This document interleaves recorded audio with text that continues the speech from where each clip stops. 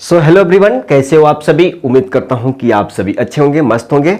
तो आज के सेशन में बात करने वाले हैं ट्रिग्नोमेट्री का ऐसे क्वेश्चन जो बोर्ड एग्जाम, किसी भी बोर्ड एग्जाम में, चाहे तुम यूपी बोर्ड से हो, चाहे बिहार बोर्ड से हो, चाहे झारखंड बोर्ड से हो, चाहे सीबीएसई बोर्ड से हो, चाहे आईसीएसई, चाहे तेलंगाना, चाहे इंडिया के अंदर किसी भी बोर्ड एग्जाम का प्रिपेयर कर रहे हो और बोर्ड का एग्जाम 2025-26 के लिए मैथ का तैयारी कर रहे हो, तो ये क्वेश्चन तुम्हारे लिए है।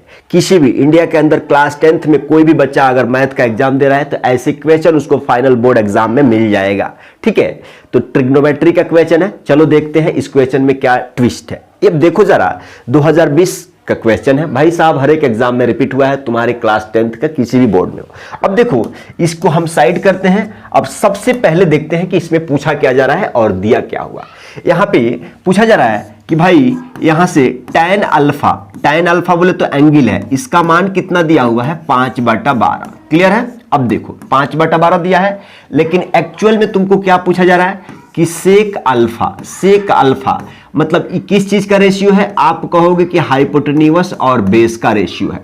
मतलब भैया अगर कॉस अल्फा पूछता तो हम कहते हैं कि बेस और हाइपोटेन्यूस का रेशियो, तो हमको सेक पूछा है मतलब कॉस का उल्टा। ठीक है, कॉस का उल्टा, तो भाई इसका उल्टा। ठीक है, मतलब अगर तुमको यहां पे इसका मान पाने के लिए बेस का मान मिल जाए और हाइपोटेन्यूस का मान मिल जाए तो तुम इसका आंसर लिख सकते हो इजिली। अब आ जाओ, ये किस चीज का रेशियो है। आप कहोगे कि भाई tan किस चीज का रेशियो देता है, परपेंडिकुलर बटा बेस का।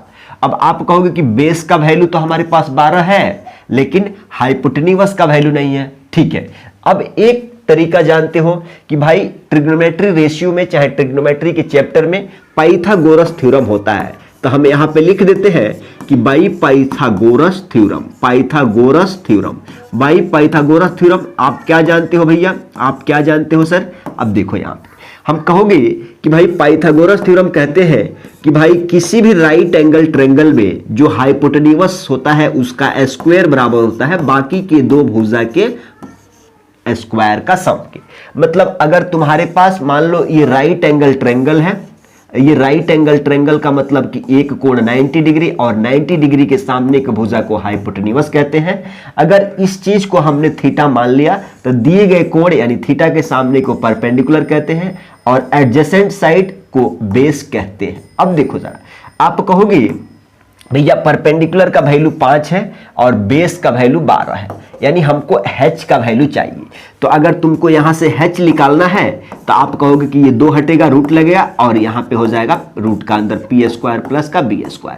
अब आप कहोगे कि हम p का वैल्यू 5 जानते हैं यानी 5 का स्क्वायर, b का वैल्यू 12 जानते हैं यानी 12 का स्क्वायर। आप कहोगे कि 5 का स्क्वायर 25 होता है और 12 का स्क्वायर कितना होता है 144। इसको आगे बढ़ाएंगे तो इसको जोड़ लेंगे तो रूट का अंदर 169 होता है और 169 का हमारे प्यारे बच्चों तुम जानते हो कि 13 का क्या है वर्गमूल। अब इसका रूट निकालोगे। कोई बोल रहा है कि भैया कैसे, अरे देखो ना, ये 169 को 13 × 13 लिख सकते हो, दोनों सेम है, एक बाहर आ गया। हमने h का वैल्यू कितना निकाल लिया जी, 13 निकाल लिया।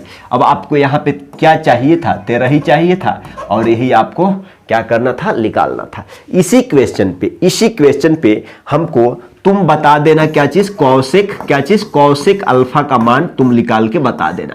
ठीक है, कॉसेक अल्फा का निकाल के बता देना। और दूसरा इसी क्वेश्चन से तुम बता देना कि भाई साहब कि एक दूसरा पूछ रहे हैं कि कॉट अल्फा का मान तुम बता देना, और कमेंट कर देना। क्लियर है ना क्वेश्चन, ट्विस्ट है ना। ठीक है, तो इस 2 क्वेश्चन का मान तुम कमेंट करना। क्लियर है।